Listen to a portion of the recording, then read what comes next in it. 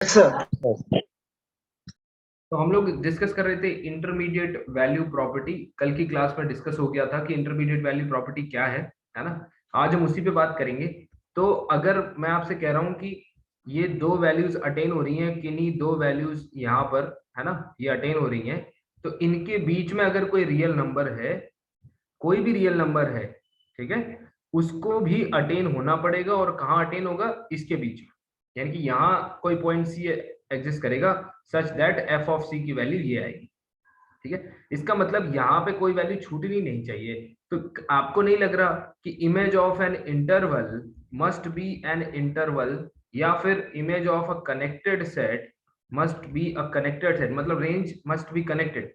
भाई ये अटेन हो रहा है, ये अटेन हो रहा है, तो बीच का भी अटेन होना चाहिए। ये गारंटी आपको कहीं ये इंश्योर तो नहीं कर रही कि कनेक्टेड की इमेज कनेक्टेड होनी चाहिए, इंटरवल की इमेज इंटरवल होनी चाहिए। आपको नहीं लग रहा कि ये दोनों बातें आईवीपी से जुड़ी हुई हैं? Yes sir. हाँ, बस यही मैं आपको बताना चाह रहा हूं। और दूसरी बात ये कि every continuous function possess IVP. ठीक, अगला क्वेश्चन है, व्हाट अबाउट डिसकंटिन्यूअस और नॉन कंटिन्यूअस फंक्शंस? क्या उनमें भी आईवीपी हो सकती है? Yes, there is a possibility, हो सकती है। मतलब आप समझ रहे हैं, कंटिन्यूअस फंक्शंस का कलेक्शन ये है, बाहर नॉन कंटिन्यूअस फंक्शंस हैं। ठीक है, आपसे कोई पूछे मैंने यहां से फंक्शन उठाया है, बताओ आईवीपी होगी? आप बोलोगे यस, आईवीपी होगी। लेकिन कोई पूछे यहां से फंक्शन उठाया है, बताओ आईवीपी होगी? तो कांट से, पता नहीं। मना मत करना, ये मत कहना कि इसके बाहर आईवीपी नहीं होगी, बिकॉज केवल मैंने ये नहीं कहा only continuous functions possess IVP. मैंने क्या बोला कि हर कंटिन्यूअस फंक्शन रखता है, बाकी का पता नहीं। ठीक है, तो क्या कोई ऐसा फंक्शन भी है जो कंटिन्यूअस नहीं है और आईवीपी रखता है? आइए देखते हैं। ठीक है, एग्जाम्पल ले लेते हैं। एक बड़ा सीधा साधा एग्जाम्पल है, सिंपल सा। ब्रांच फंक्शन बना लीजिए, sine 1/x, x of course non zero. ठीक, अब आप कहोगे सर ये तो कंटिन्यूअस फंक्शन है, अगर आपने जीरो डोमेन में नहीं लिया है, बताओ ये कंटिन्यूअस फंक्शन है कि नहीं है? भाई यस सर। इसका डोमेन जो होगा, इसका डोमेन हो जाएगा r-0। सिंपल सी बात है। तो अपने डोमेन के किसी भी पॉइंट पे ये कंटिन्यूअस है, क्योंकि समस्या इसको केवल जीरो से थी, और अब वो जीरो। रही नहीं, क्योंकि आपने हटा लिया ना भाई। समझ पा रहे हैं? तो अब समस्या नहीं रही, मतलब फंक्शन कंटिन्यूअस हो गया। लेकिन मैं इसको डिसकंटिन्यूअस, क्योंकि कंटिन्यूअस फंक्शन तो आईवीपी सेटिस्फाई करता ही है, मैं इसको डिसकंटिन्यूअस बनाना चाहता हूं, इसलिए मैंने जीरो पे एक वैल्यू इसको असाइन कर दी, क्या? जीरो। अब ये फंक्शन डिसकंटिन्यूअस है, discontinuous at x equal to zero. आप पूछोगे क्यों? मैं बोलूंगा देखो, जैसे ही जीरो इंक्लूड किया, इस पर चर्चा हो चुकी है, तो लेफ्ट हैंड लिमिट और राइट हैंड लिमिट दोनों ही एग्जिस्ट नहीं करते। RHL डज नॉट एग्जिस्ट, है ना भाई, चर्चा हो चुकी है ना? समझ पा रहे हैं? Sine 1/x, yes. ठीक, हेंस डिसकंटिन्यूअस। क्या ये आईवीपी सेटिस्फाई करेगा? इसके लिए इसका ग्राफ देख लेना जरूरी है। ठीक है, आओ ग्राफ देखें।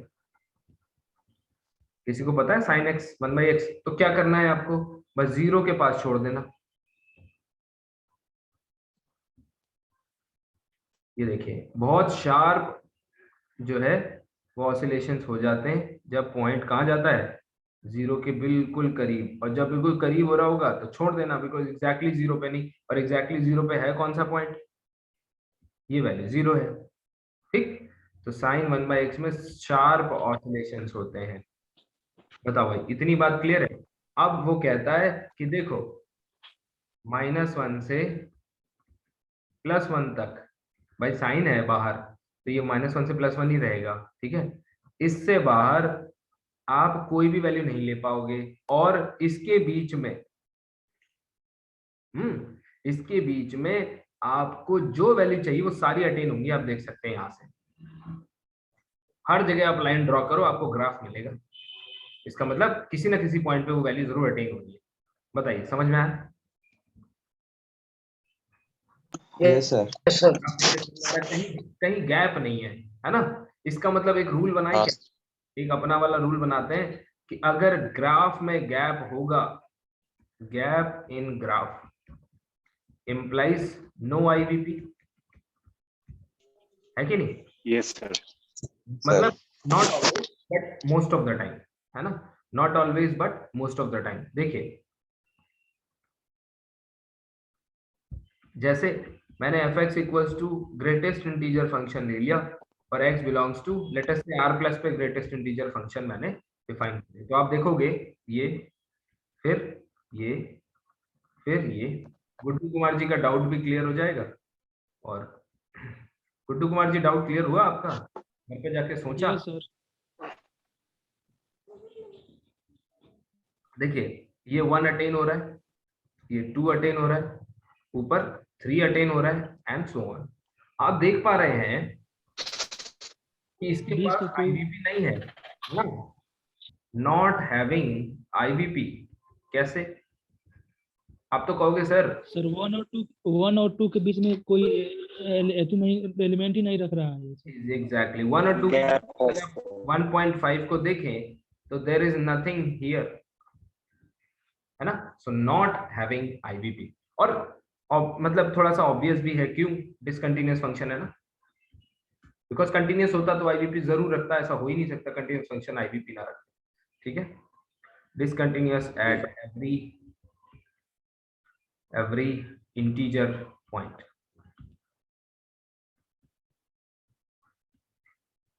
ठीक, ये दो महत्वपूर्ण जानकारियां इसके बारे में। अब मैं आपको एक बहुत अच्छी चीज बताता हूं जो आपने कब पढ़ी होगी, मेरे ख्याल से आपने ये 12th स्टैंडर्ड में पढ़ी होगी। ठीक है, पहले आपको प्रॉपर्टी याद दिलाऊंगा, क्वेश्चन याद दिलाऊंगा, फिर प्रॉपर्टी। अच्छा, एक बात बताओ, एक पॉलिनोमियल हुआ करता था, लेट अस से x square minus 2x plus 17 ऐसा होता था। ठीक, फिर याद करो, अगर p ऑफ 1 पॉजिटिव आ जाता था और p ऑफ -1 नेगेटिव आ जाता था, तो हम लोग क्या कहते थे? क्या कहते थे बताओ? कि there exist a zero between -1 and local maximum local. नहीं, वो तो ठीक है, इसके बीच में एक जीरो होता था, ऐसा हम लोग क्लेम करते थे अगर ऑपोजिट साइन आ जाता था। याद आया? हाँ सर, रूट फाइंड करते थे, रूट। एक्स एक्सिस को जो क्रॉस करेगा। हाँ, रूट फाइंड बिल्कुल करते सर। रूट, है ना? ये 10th में हाँ, सीखा करते थे। आइए मैं आपको ये दिखाता हूँ कि ये किसी और चीज का चमत्कार नहीं है, ये आईवीपी का। ठीक है, कैसे आईवीपी का चमत्कार है? देखो, फंक्शन के पास आईवीपी, ठीक, अगर उसने किसी पॉइंट पे नेगेटिव वैल्यू एक्वायर किया है यहाँ पे, और किसी दूसरे पॉइंट पे पॉजिटिव वैल्यू एक्वायर किया है मतलब यहाँ पे है, तो अब फंक्शन को, मतलब नेगेटिव एक्वायर किया मतलब कुछ ऐसे, पॉजिटिव एक्वायर किया मतलब कुछ ऐसे, है ना? अब अगर अगर आईवीपी रख रहा है तो इसको बीच के वैल्यू को छोड़ना नहीं है। मतलब अब देखें, ये देख रहे हो, ये वैल्यू छूटेंगे थोड़ी ना, ये सारे कवर होंगे। इसका मतलब you have to fill this graph, ये। और जैसे ये ग्राफ फिल होगा तो जाने अनजाने एक्स एक्सिस को इंटरसेक्ट किया, ये सर वहाँ एक सॉल्यूशन एग्जिस्ट कर जाएगा। वहां एक जीरो एग्जिस्ट कर जाता है। ठीक, कहने के तरीके हैं, है ना? एक पॉजिटिव वैल्यू, एक नेगेटिव वैल्यू। तो आईवीपी की वजह से बीच में उसको कट करना पड़ेगा, और कट करेगा, जैसे ही एक्स एक्सिस को कट करेगा, हम लोग कहते हैं कि क्या होगा? देयर एग्जिस्ट अ जीरो और देयर एग्जिस्ट अ रूट। ठीक है ना भाई? There exist a root. अब लेकिन जब देखिए, इसमें सर फंक्शन कंटिन्यूअस ना हो सर, तो कोई जरूरी है कि कट करेगा सर? बिल्कुल वहीं पे आ रहे हैं, है ना? कि भाई किसने गारंटी दे दी आपको, है ना? क्यों बचपन में हम लोग हमेशा ऐसा कर पाते थे जबकि हमें आईबीपी या हमें कंटिन्यूटी नहीं दी होती थी? तो याद करिए, हमेशा हम लोग पॉलिनोमियल को जीरो निकालते थे। Yes, sir. Polynomial is always continuous. Polynomials are always continuous. Polynomials are always continuous, है ना? Polynomials are always continuous. ठीक, hence IVP होगी, ठीक है? Hence causes IVP. Kumar ji, ठीक है ना? जवाब मिला है कि नहीं? तो हम लोगों को पता नहीं था कि पॉलिनोमियल्स कंटीन्यूअस हैं और आईवीपी है, लेकिन हमें ये बात पता थी कि एक पॉजिटिव रूट है, एक पॉजिटिव वैल्यू है, एक नेगेटिव वैल्यू, तो बीच से कट करना पड़ेगा उसको। किसने बाध्य किया उसको? Who forced him to intersect the x axis? मतलब क्या वो ऐसे नहीं कर सकता था? क्या वो ऐसे नहीं कर सकता था कि पॉजिटिव वैल्यू यहाँ से ले ली फिर जंप करके नेगेटिव वैल्यू ले ली? तो आप कहोगे देखो सर ये जंप आ गया और इसी को तो कहते हो जंप डिसकंटिन्यूटी, है कि नहीं? तो क्या यहां से ये नहीं कह सकते कि सर एक आइडिया आया है? क्या ग्राफ को देख के एक आइडिया आया है? अगर फंक्शन के पास आईवीपी है तो जंप डिसकंटिन्यूटी नहीं होगी, और कोई डिसकंटिन्यूटी हो जाए चलेगा, जंप बिल्कुल सर।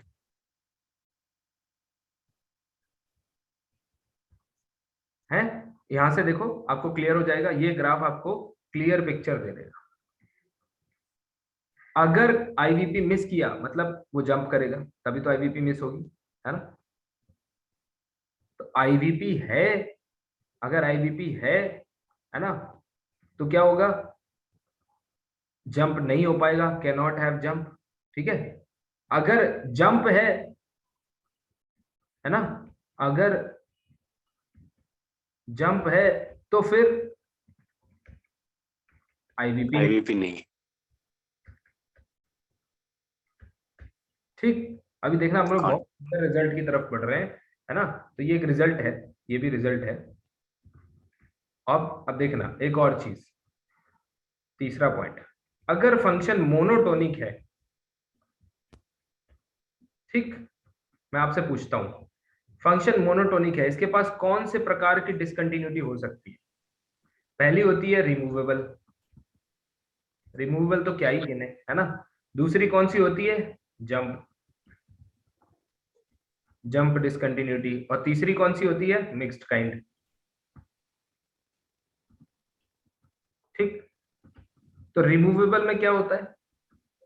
रिमूवेबल में लेफ्ट हैंड लिमिट और राइट हैंड लिमिट इक्वल होती है, बट फंक्शनल वैल्यू के इक्वल नहीं होती है। तो उसमें क्या करते हैं, फंक्शनल वैल्यू को कुछ ऐसा प्लेस करो जो ये वैल्यू इक्वल हो जाए, ठीक? जंप डिसकंटिन्यूटी में दोनों एग्जिस्ट करती हैं पर इक्वल नहीं होती है, ठीक? तो पॉइंट ध्यान रखना, इक्वल नहीं है बट एग्जिस्ट करेंगी, लिमिट एग्जिस्ट करती है। और इसमें क्या होता है, एक दोनों में से एक या फिर दोनों, आइदर एलएचएल और आरएचएल, और एग्जिस्ट न करे, बोथ एग्जिस्ट ना करें, डू नॉट एग्जिस्ट, ठीक? अब मुझे इतना बताओ, मोनोटोनिक के लिए कोई रिजल्ट पड़ा है इनमें से? मोनोटोनिक के लिए क्या कह सकते हो कि कौन सी लिमिट इसकी, मतलब कौन सा डिसकंटिन्यूटी होगी उसके पास? मतलब थोड़ा सा ज्यादा सोचना पड़ेगा आपको।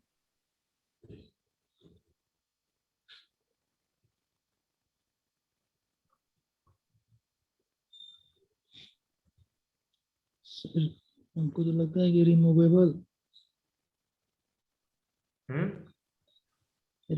नहीं होना चाहिए कोई।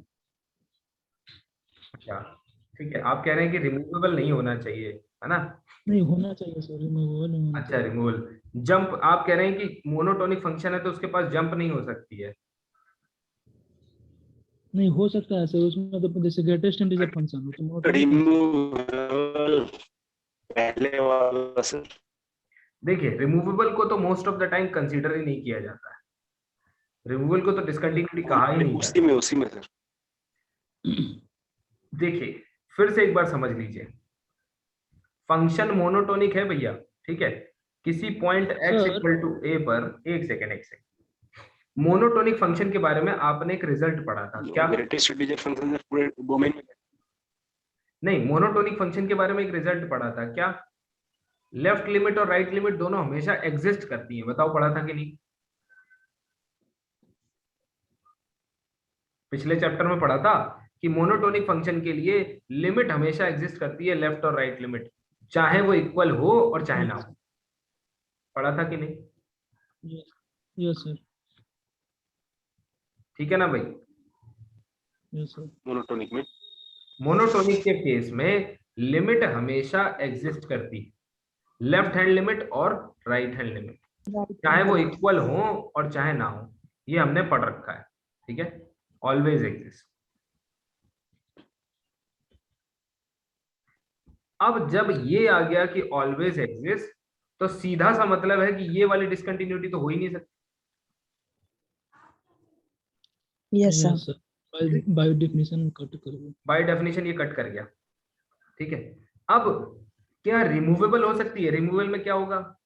लेफ्ट वाली आपकी यहां होगी, राइट वाली यहां होगी, है ना? और फंक्शनल वैल्यू जो है, राइट वाली कहां होगी? यहां होगी। इक्वल होती है ना दोनों, यस और सर, फंक्शनल वैल्यू की जगह पे गैप होगा, यानी कि वो कहीं तीसरे पॉइंट पे एग्जिस्ट कर रही होगी, वो यहां होगी।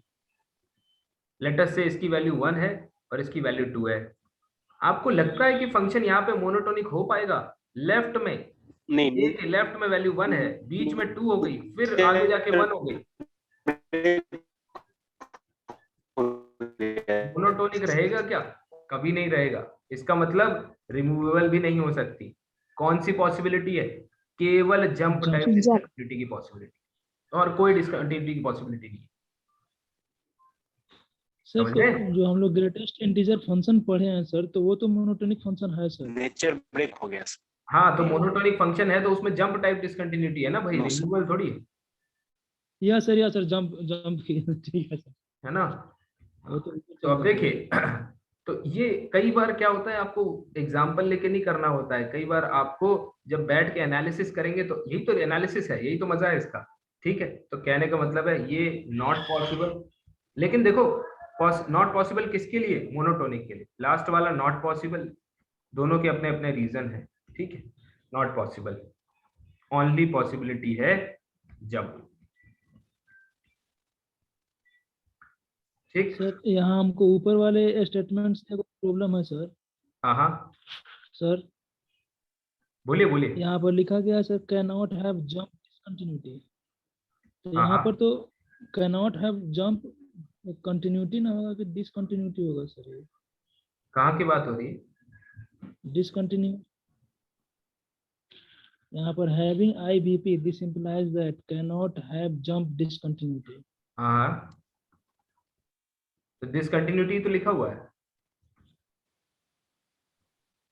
आवाज से क्लियर नहीं आ रहा। ठीक है ना, डिसकंटिन्यूटी लिखा हुआ है ना? यस सर, ठीक है, अब देखिए, डिसकंटिन्यूटी तो होगा ना सर? आप समझ, तो मैंने कब मना किया कि डिसकंटिन्यूटी नहीं होनी चाहिए? मैंने कहा जंप टाइप नहीं होनी चाहिए, रिमूवेबल हो सकती है, मिक्स्ड हो सकती है। ठीक, इसके पास रिमूवेबल भी हो सकती है और यस यस मिक्स्ड हो सकती है। अब देखिए, बहुत सुंदर रिजल्ट की तरफ हम लोग बढ़ रहे हैं। देखो, एवरी, यहाँ पे देखिए, एवरी मोनोटोनिक फंक्शन, ठीक, कैन ओनली हैव कौन सी discontinuity? Jump type discontinuity, Jump. क्योंकि और दोनों तो कंडीशन के हिसाब से डिस्कार्ड हो गई। जंप टाइप डिसकंटिन्यूटी, ठीक। और देखिए, एक पॉइंट और बना क्या? एनी फंक्शन, पर ठीक, एनी फंक्शन सेटिस्फाइंग IVP। अब देखिए मैंने क्या लिखा, एनी फंक्शन सेटिस्फाइंग IVP। अब यहाँ पे मैंने कंटिन्यूस और डिसकंटिन्यूस के बारे में कुछ नहीं कहा, ठीक है ना भाई? मैंने सिर्फ इतना कहा कि वो IVP सेटिस्फाई करे। हर IVP सेटिस्फाई करने वाला फंक्शन कंटिन्यूस नहीं होता, ये एग्जाम्पल लिखा हुआ है पीछे वाली स्लाइड, ठीक है ना। तो डिसकंटिन्यूअस भी हो सकता है, कंटिन्यूअस भी हो सकता है। कंटिन्यूअस होगा तो ऑलवेज आईवीपी सेटिस्फाई करेगा, डिसकंटिन्यूअस हुआ तो कभी करेगा कभी नहीं करेगा। यहां तक क्लियर है?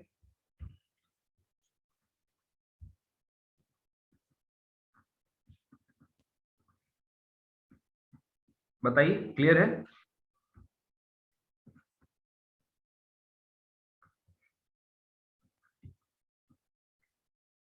आवाज आ रही है भाई? हेलो? सर आवाज ब्रेक हो रहा है। आवाज बहुत ब्रेक हो रहा है सर, स्क्रीन भी नहीं आ रहा है सर। ओके, डिस्प्ले पर यस एवरी दिखाई दे रहा है सर, और बाकी सब नहीं दिखाई दे रहा है। ओके, कोई बात नहीं, होल्ड करिए, मैं अब आया।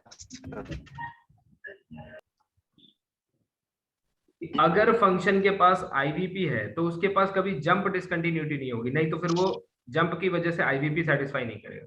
यानी कि उसके पास कौन कौन सी पॉसिबिलिटी है? एक रिमूवेबल डिसकंटिन्यूटी हो सकती है या फिर मिक्स्ड डिसकंटिन्यूटी हो सकती है, ठीक बात। अब देखिए, अब मोनोटोनिक फंक्शन के पास हमने क्या प्रूव किया? Monotonic function can only have jump type discontinuity. Agree करते हैं? क्योंकि इसमें ये दोनों पॉसिबिलिटी नहीं है, this is the only possibility. नहीं ठीक, ये हमने अच्छे से देख लिया है। आप वीडियो को वापस से देखेंगे तो आपको और क्लियर हो जाएगा, ठीक है। अब सेकेंड पॉइंट अगर आप देखें तो any function satisfying IVP can never have jump discontinuity and every monotonic function can only have jump discontinuity. अगर मैं इन दोनों रिजल्ट्स को मिला दूं, समझिए, यानी कि मैं एक ऐसा फंक्शन इमेजिन करूं, है ना, बड़ा इंपॉर्टेंट रिजल्ट है, इसको स्टार लगा लीजिए, इंपॉर्टेंट है। If a function is monotonic and also satisfies IVP, then what can you conclude? Then f is continuous. Monotonic है और आईवीपी सेटिस्फाई कर रहा है, ठीक है। इसका मतलब ये है कि मोनोटोनिक है, मतलब इसके पास अब केवल और केवल एक ही डिसकंटिन्यूटी का चांस है। अच्छा, बहुत सारे लोग दिक्कत में आ जाएंगे, बोलेंगे सर मोनोटोनिक फंक्शन तो 1/x भी है, इसके पास तो कोई डिसकंटिन्यूटी नहीं है। तो मैंने क्या बोला? मैंने कहा मोनोटोनिक फंक्शन जो है वो कंटिन्यूअस भी हो सकता है और डिसकंटिन्यूअस भी हो सकता है। तो कंटिन्यूअस है तो अच्छी बात है, कंटिन्यूअस है तो डिसकंटिन्यूटी में मोनोटोनिक फंक्शन अगर है उसके पास केवल एक ही चॉइस है, कौन सी? Jump discontinuity. Jump discontinuity. Only jump, only jump. और वो भी हमने थ्योरेटिकली जो है वो प्रूव किया कि इसके पास केवल एक ही चॉइस, ठीक है, जंप डिसकंटिन्यूस। इसलिए ये मत सोचिए कि कंटिन्यूस होगा, तो कंटिन्यूस होगा तो ऑफकोर्स तब तो बहुत अच्छी बात। तो अगर, यानी कि अब यहाँ पे मैं किसी डिसकंटिन्यूस फंक्शन की बात शायद नहीं, मतलब किसी रैंडम फंक्शन की बात कर रहा हूँ। उसने बोला अगर फंक्शन मोनोटोनिक है, मोनोटोनिक है तो क्या समझ गए कि अब इसके पास केवल और केवल जंप डिसकंटिन्यूटी आने वाली है, ठीक है। फिर उसने कहा ऑल्सो सेटिस्फाइज आईवीपी, आपने कह दिया बस अब तो जंप भी नहीं आने वाली है, then f must be continuous. Continuous. बताइए, समझ में आया अच्छे से?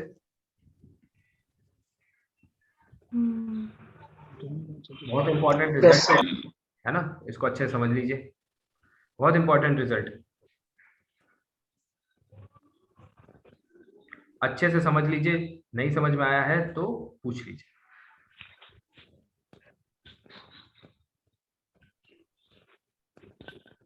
बताइए, समझ में आया? आगे बढ़े। ये सब ऑब्जर्वेशन है, ठीक है, ये ऑब्जर्वेशन ही है,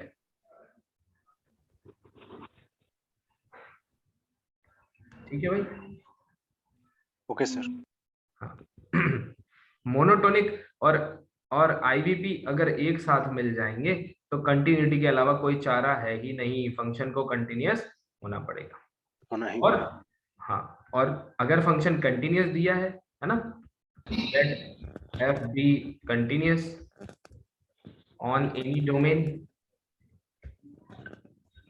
ठीक, then it will always satisfy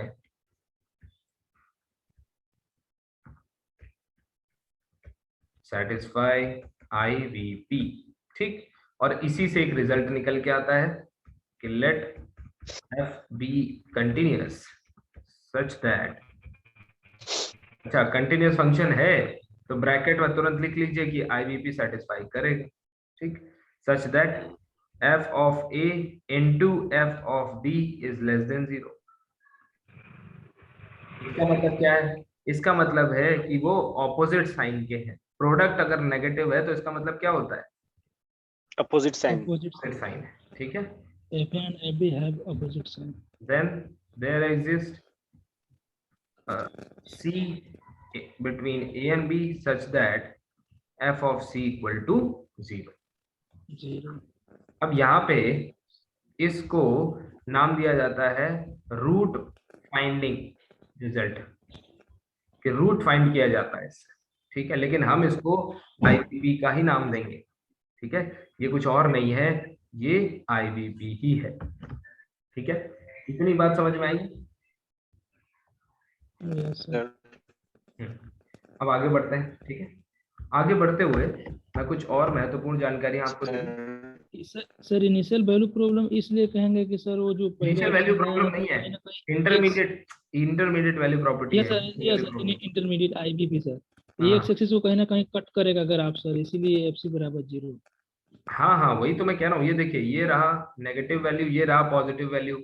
अगर IVP मेंटेन करना है तो इसको ऐसे टच करना पड़ेगा, यस सर। और टच करेगा तो ये तुरंत एक 0 देके जाएगा आपको। ये रहा आपका रूट। सर FC बराबर 0। तो ये कहीं और से नहीं, ये IVP से ही आता है। अब ये सब ऑब्जर्वेशंस हैं, ये कोई यही मैथमेटिक्स है ना। जितना अच्छा आप ऑब्जर्व कर पाएंगे उतना अच्छा सीखेंगे, ठीक है। कुछ चीजें इंपॉर्टेंट है, इनके बारे में बता दूं। जैसे sine of any function fx and cos of any function fx, मतलब ये क्या है? कॉम्पोजिशन है, ठीक है। Composition of two functions are periodic if and only if, जैसे मैं आपसे पूछूं sine x+3 sine x² sine of x+1 whole cube, है ना, कॉस ऑफ 2x-3, इनमें से कौन से पीरियोडिक हैं, है ना। देखो आउटर फंक्शन पीरियोडिक है, ठीक है। देखिए गुड्डू कुमार जी, इमीडिएट आंसर देंगे तो फिर बाकी लोग सोच नहीं पाएंगे, है ना। सो लेट अस सी फर्स्ट। अब देखिए अगर आप इन दो चीजों को देखें, है ना, तो अगर अंदर वाला फंक्शन साइन और कॉस में, ये रिजल्ट है, ध्यान से सुनिएगा, अगर साइन और कॉस में अंदर वाला फंक्शन क्या हो? लीनियर फंक्शन हो। कैसा हो? लीनियर फंक्शन हो तो पीरियोडिक होते हैं, अदरवाइज नहीं होते हैं। यानी कि ये x+3 लीनियर फंक्शन है। लीनियर फंक्शन मतलब 1 डिग्री का फंक्शन, इसलिए ये पीरियोडिक है। सिमिलरली क्या ये लीनियर है? नहीं, क्योंकि नो सर। साइन तो पीरियोडिक है पर अंदर का फंक्शन लीनियर नहीं। सिमिलरली ये भी लीनियर नहीं, नॉन पीरियोडिक, ठीक। और ये अंदर का लीनियर है तो ये पीरियोडिक। एक और बात, अगर डिफिनीशन को छोड़ के सर इसमें कोई ऐसा सर कंसेप्ट तो हमको नहीं दिख रहा है सर कि हम इसको काट देंगे नॉन पीरियोडिक है। नहीं, अगर आप इसको देखिए, इसमें आप वैल्यू पुट करेंगे, है ना, और आप इसको थोड़ा सा प्रैक्टिकल करके देखेंगे तो आपको दिखेगा कि इसमें पीरियोडिसिटी नहीं मिलेगी आपको, है ना। एक्चुअली लीनियर फंक्शन क्या करता है, जैसा आप देते हैं एज इट इज आपको दे देता है। सर ट्रांसफॉर्म कर देता है सर। हाँ, तो वो ज्यादा से ज्यादा आपके लिए क्या करेगा? लीनियर फंक्शन ज्यादा से ज्यादा शिफ्ट करेगा इस पॉइंट को यहाँ। देखिए शिफ्टिंग में कभी पीरियोडिसिटी ब्रेक नहीं होती है, तो ये इसका एक लॉजिक हो सकता है ना। शिफ्टिंग में कभी कोई दिक्कत नहीं। शिफ्टिंग x को x+3 से रिप्लेस कर दो तो सब कुछ जो ये स्लाइड है ये बन के अब थोड़ी आगे शिफ्ट हो जाएगी, ये यहाँ हो जाएगी, बस, है ना। और कोई दिक्कत थोड़ी, और कोई चीज नहीं आती। लेकिन x² x³ ये चीजों को मॉड्यूल कर देते हैं, चेंज कर देते हैं। अब देखिए एक और ऑब्जर्वेशन है, इंपॉर्टेंट ऑब्जर्वेशन है, इसको भी समझते जाइए। अगर मैं आपसे पूछूं एफ कॉम्पोजिशन जी। ठीक है, उम्मीद करता हूं कि ये आपने पढ़ा होगा 12th में।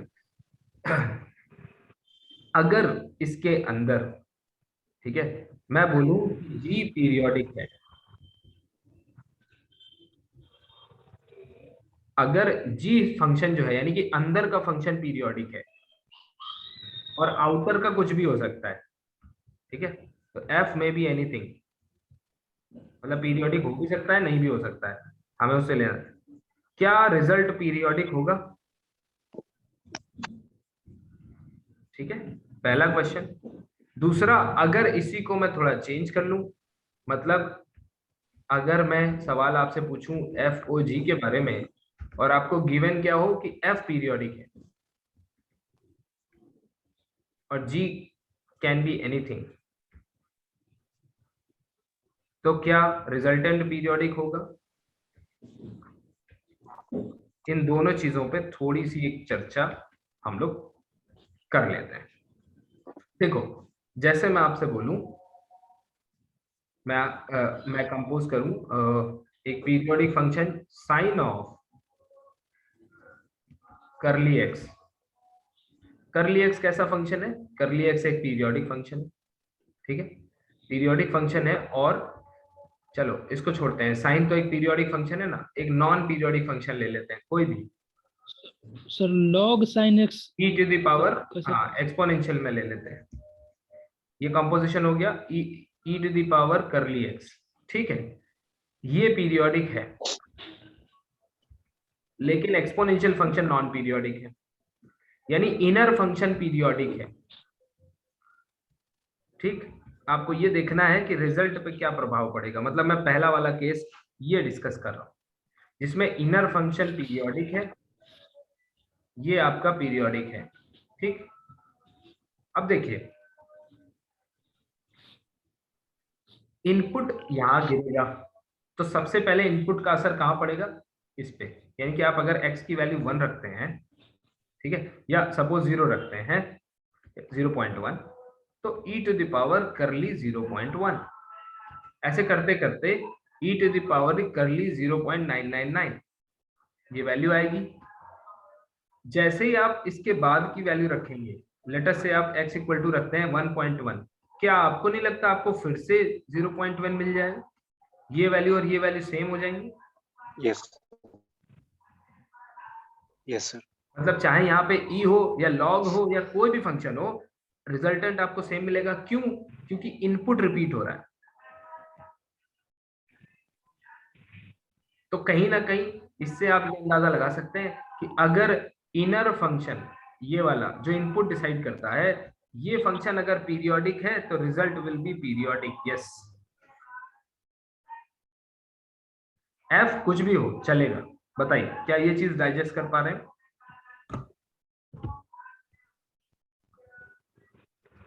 ठीक है है ना? सर ये तो एग्जाम्पल अब देखिए, आगे बढ़ते हैं, अब दूसरा देखते हैं। अगर मैं आपसे दूसरे केस की बात करूं जिसमें अंदर वाला पीरियोडिक ना हो, है ना, मतलब जैसे मैं आपसे कहूं sine of log x, x ठीक ठीक है, साइन ऑफ लॉग एक्स।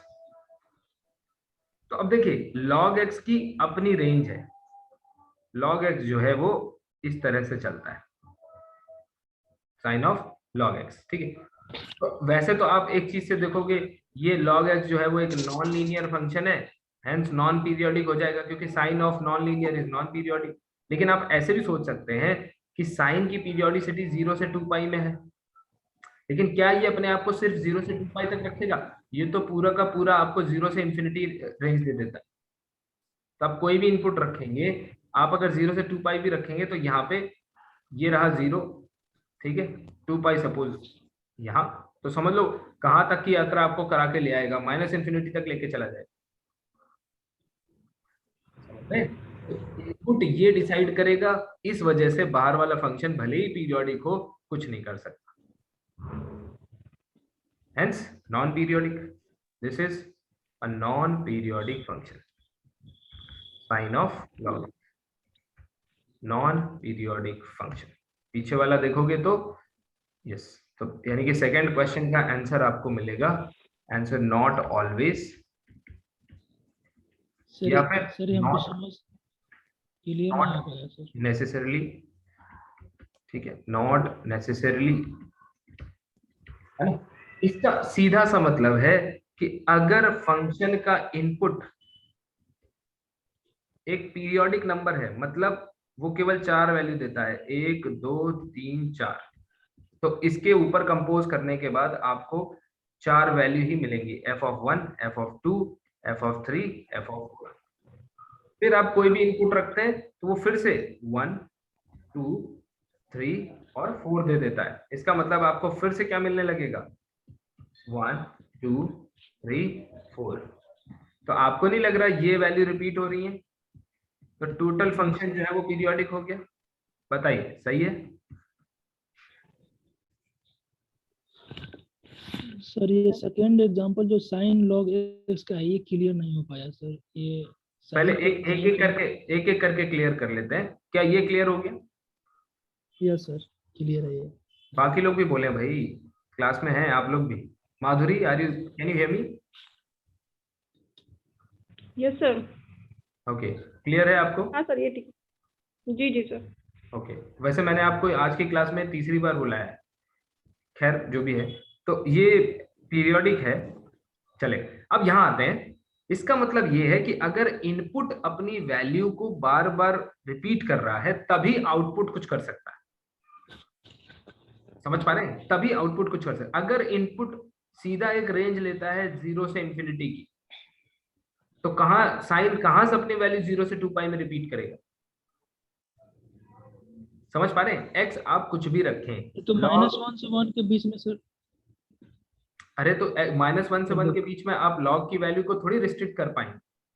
पहली बात तो एक्स में लॉग में आप माइनस रख ही नहीं पाएंगे। हाँ सही। पहले आपको लॉग को रिस्ट्रिक्ट करना पड़ेगा और लॉग को आप रिपीट नहीं करा पाएंगे कभी भी। भाई देखिए, अल्टीमेट वैल्यू कहाँ चेंज होंगी? जब ये इनपुट जो है वो अपने आप को 0 से 2 पाई में बांध दे, तब तो साइन कुछ कर पाएगा। और ये अपने आप को कहना है कि लॉग अगर इंफिनिटी की तरफ जाएगा सर, तो साइन का मान -1 से +1 के बीच में वैरी करना शुरू कर देगा। तो आपको क्या लगता है कि साइन, भाई पीरियोडिक मतलब एक्स की एक डेफिनेट रेंज होनी चाहिए जिसपे आप कह सकें वैल्यू तो हमेशा -1 से 1 ही रहेगी। इससे थोड़ी पीरियोडिसिटी क्लेम होती है। पीरियोडिसिटी क्लेम इस बात से होती है कि क्या एक्स के किसी डोमेन, लेटेस्ट से 0 से 3 पाई या 2 पाई से 4 पाई, मतलब क्या स्पेसिफिक कोई एक्स वैल्यू दे पा रहे हो आप जिसके बाद रिपीट होगा? तो आप एक्स पे तो कर सकते हो, लॉग एक्स पे नहीं कर सकते। अगर लॉग पीरियोडिक फंक्शन होता तो फिर आपके साथ कुछ ऐसा हो जाता, फिर 1 2 3 4 1 2 3 4 इनपुट रिपीट हो रहा है तो आउटपुट अपने आप रिपीट हो जाएगा। तो ये एक नॉन पीरियोडिक फंक्शन बनेगा। ठीक है, आप बढ़िया से। अच्छा, यहाँ पे लीनियर होने से क्या होता है? लीनियर होने से वो आपको जो आप चाहते हैं, 0 से 2 पाई चाहते हैं तो 0 से 2 पाई आपको दे देता है, क्योंकि फंक्शन लीनियर है। जो इनपुट रखेंगे एज इट इज बाहर आ जाएगा आउटपुट। ठीक है, तो उम्मीद करता हूँ कि थोड़ी क्लैरिटी आपको मिली होगी। चलिए, ये दो इंपॉर्टेंट चीजें हैं। tan के लिए भी बोल सकते हैं ना? बिल्कुल, tan के अंदर अगर लीनियर tan के लिए, होगा हाँ tan के लिए भी बोल सकते हैं। और पीरियड भी सेम रहता है क्या फिर? पीरियड इज पाई ना? हाँ, तो वो चेंज नहीं होता ना फिर? नहीं वो चेंज नहीं होगा एक्चुअली, क्योंकि ये देखिए ये हो रहा है ना, इसके ये ऑब्जर्व करेंगे 1 2 3 4, ये देखिए ये तो यही हो गया इसका पीरियड, बस खत्म। ये 4 वैल्यू पे ही रिपीट करता रहेगा। अब देखिए ये हो गई बात पीरियोडिसिटी की। एक महत्वपूर्ण रिजल्ट और लिख लेंगे हम लोग। ठीक है, रिजल्ट है result on fixed point theorem. ठीक है, कंटिन्यूटी की प्रॉपर्टीज को अच्छे से पढ़िए। अब हम लोग बहुत महत्वपूर्ण जगह पे हैं, है ना। यहाँ से सारी चीजें अच्छी ही हैं, रेगुलर क्लासेस को रिवाइज करिए। प्रॉपर्टी रह गई, साइन प्रिजर्विंग प्रॉपर्टी रह गई। हाँ नहीं हम करेंगे धीरे धीरे, साइन प्रिजर्विंग भी करेंगे। उसके बाद आपका 1-2 प्रॉपर्टीज और रह गई हैं, उनको भी हम लोग करेंगे। मुझे टाइम कम है, इसलिए मैंने सोचा कि ये आसानी से पकड़ में आ जाएगी उस टाइम इंटरवल के अंदर। जैसे फिक्स पॉइंट थ्योरम, ठीक है, ये बड़ी इंपॉर्टेंट है, इसको ध्यान में रखिए। फिक्स पॉइंट थ्योरम का मतलब ये है, सबसे पहले समझ लेंगे कि फिक्स पॉइंट क्या है। ठीक, तो फिक्स पॉइंट क्या होता है? किसी फंक्शन f के लिए कोई अल्फा फिक्स्ड पॉइंट होता है अगर पूरी मैपिंग में वो चेंज ना हो। मतलब ये f है, ये कोई पॉइंट है अल्फा, ये कोई पॉइंट है अल्फा, ठीक है, और ये कोई पॉइंट है अल्फा, अगर इसकी इमेज भी अल्फा आ जाए,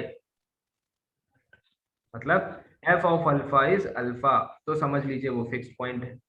ठीक है, such that f of alpha is alpha, f of x equals to x। ठीक है, तो नोट कर लीजिए, all points x in R satisfying fx equal to x are said to be fixed point of f। ठीक है भाई, अब देखिए फिक्स्ड पॉइंट्स ऑफ f, जैसे कि अगर आपको किसी फंक्शन के फिक्स्ड पॉइंट निकालने हैं तो आप क्या करोगे? जैसे मैं आपसे पूछूं find fixed points of fx equals to x square, तो क्या करोगे भाई? सिंपल सी बात है, इस इक्वेशन को सॉल्व कर लो।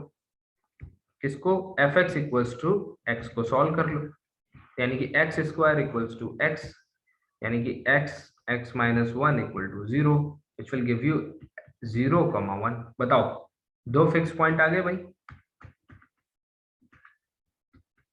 Yes sir. ठीक है भाई, समझ में आ गया?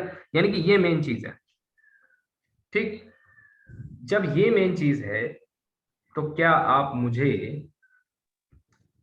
एग्जांपल, सर fx बराबर x को तो हम लोग आइडेंटिटी फंक्शन भी कहते हैं। अरे भाई आइडेंटिटी फंक्शन, मैं उसको एज अ फंक्शन देखने की बात नहीं कर रहा हूँ, मैं एक्स कलेक्ट करने की बात कर रहा हूँ। यह सर सेटिस्फाई करने माने आइडेंटिटी फंक्शन सेटिस्फाई कर गया तो सर फाइंड फिक्स, हाँ, फाइंड फिक्स पॉइंट्स ऑफ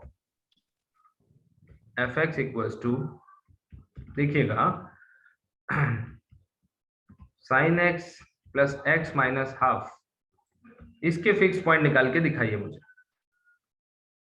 कितने होंगे और कौन से होंगे। Yes, take your time, start. Yes sir. अब देखिए, फिक्स पॉइंट को मैंने आपको बताया जस्ट, मतलब इससे इजी टॉपिक आप कुछ एक्सपेक्ट नहीं कर सकते हैं, बहुत आसान सा टॉपिक। तो sin x plus x minus half equal to x, इसको सॉल्व करना है आपको, इसको सॉल्व करना है। x से x कैंसिल हो गया, sin x इक्वल्स टू 1/2, केवल इतने को सॉल्व करना है आपको। आप इसका ग्राफ बनाइए, ठीक है, और ये ग्राफ है, और यहां देख लीजिए कि 1 कितने फिक्स पॉइंट होंगे, जितने ऐसे x होंगे जिनके लिए वैल्यू 1/2 है ना, तो वो सारे, ये देखिए 1/2 लेटर से यहाँ पे है, तो ये सारे x जो है वो आएंगे आपके फिक्स पॉइंट। तो काउंटेबली इनफाइनाइट फिक्स पॉइंट होंगे, ठीक है, काउंटेबली इनफाइनाइट। और इनको मार्क कैसे करना है, वो π/6 के इंटरवल्स पे आप मार्क कर सकते हैं। ठीक है, तो मेरे को ये सिखाना है, छोटी सी बात ये है कि अगर आपको ग्राफिकली देखना हो फिक्स पॉइंट्स को तो कैसे देखा जाता है। तो देखिए, आपको क्या करना होता है, fx इक्वल्स टू x को सॉल्व करना होता है ना फिक्स पॉइंट के लिए। अगर आपको इसको सॉल्व करना है, ठीक, पहले fx को ड्रॉ करो, फिर draw y equal to x line, दोनों को ड्रॉ करो, और तीसरा पॉइंट है इसका इंटरसेक्टिंग पॉइंट ढूंढो। ठीक है, all intersecting points are fixed points. Fixed point, जैसे अगर आपसे कोई पूछे कि y equal to, suppose fx equals to sin x के फिक्स पॉइंट्स आपको बताने, find the fix points of this, तो आप जानते हैं फिक्स पॉइंट को सॉल्व करने के लिए या तो आप मैथमेटिकली सॉल्व करिए fx इक्वल टू x यानी sin x equals to x, ठीक, या फिर ग्राफिकली अगर सॉल्व करना है तो एक बार एफ एक्स का ग्राफ बनाइए, यानी साइन एक्स का ग्राफ बनाइए, तो ये है आपका साइन एक्स का ग्राफ, ठीक, ये। और दूसरी बार क्या बनाना है, पहला बनाना है और दूसरा y इक्वल टू एक्स बनाना है। y इक्वल टू एक्स मतलब ये,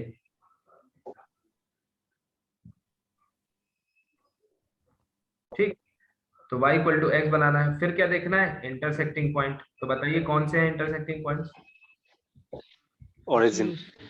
yes, that is only origin. तो बस एक ही फिक्स पॉइंट आएगा, यूनिक फिक्स पॉइंट होगा, ठीक है। तो ये ग्राफिकल मेथड है फिक्स पॉइंट निकालने का। आज आवाज का थोड़ा सा इशू था, इसलिए हम लोगों ने लास्ट में एक छोटा सा टॉपिक उठाया है ना। उम्मीद करता हूँ कि ये समझ में आया होगा। Thank you for joining, see you all tomorrow.